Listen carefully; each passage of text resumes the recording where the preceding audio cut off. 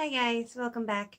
I am here with another indie book review, and I'm really annoyed that I haven't done this sooner. I just got caught up with so many readathons and books that I was just reading for them.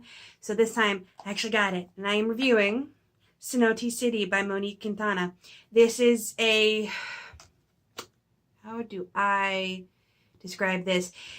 It is a surreal, poetic, non-linear look at a Hispanic family living around a cenote. It is non-linear short stories, but basically all told with the same recurring characters. At any given point, you could be in the current day or in someone's childhood. It revolves around three main characters. We have Marcrina, which is the matriarch. She cries a lot. Large tears that pour into the cenote, and she's become a bit of a tourist attraction. And she's basically there to, she's under the thumb of what's called the Los Generales, or I'm going to butcher all these Spanish words. I'm going to try. Which I'm not quite sure if they're the police or like a gang or like corrupt police, but they're kind of down on everyone. It's also about her sister Lune and her son Nico. It's editing, Margaret. So Marcrina is the mother, Lune is her daughter, Nico is Lune's son. I'm not quite sure how I screwed that up that badly, but that's the family dynamic. This is very family focused, very focused on the relationships, and this entire review is probably going to be a little bit of a look into reviewing for technical ability versus reviewing for enjoyment. And what I mean by that is I knew the entire time I was reading this that it was very technically well done.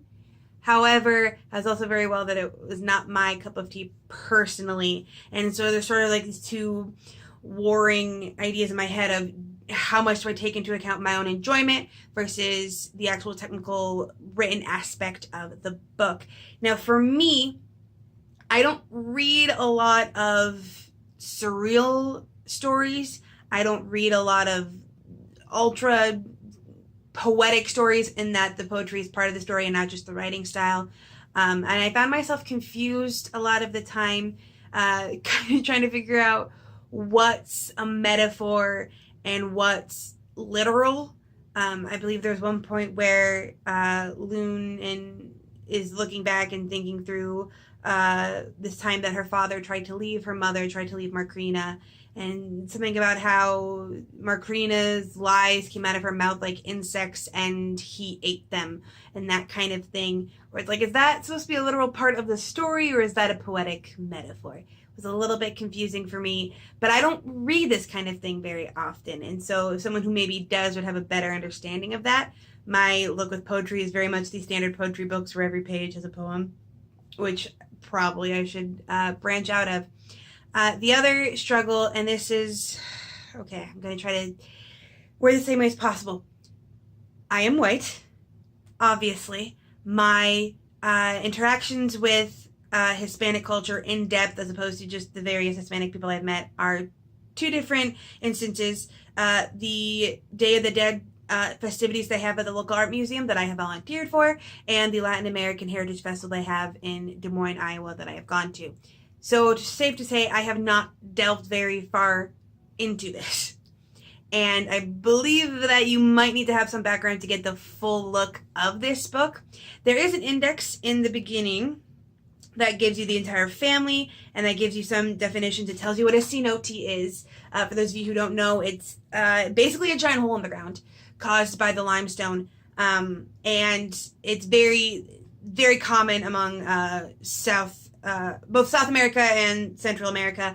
The Mayans would sacrifice people into them. They were considered very sacred, and they have other some basic descriptions, like it tells you what a quinceañera is and all that kind of stuff.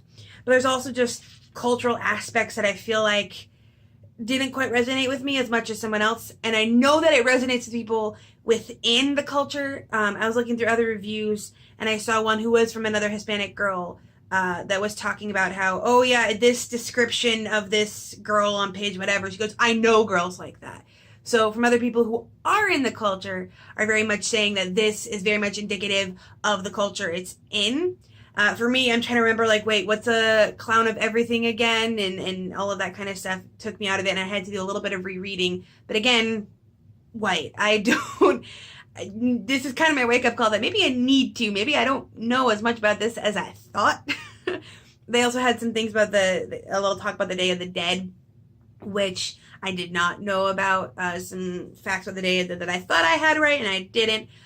So take that into consideration. This will probably be a little bit of a wake-up call for you if you don't know a lot about this, but it is definitely written with love for the culture. The end author notes discuss all the stories she got from her parents or other family members to contribute to this, and it does read in the book. It almost to me felt like I could have been like sitting around a dining room table listening to someone tell stories a lot of the time, and I loved that aspect.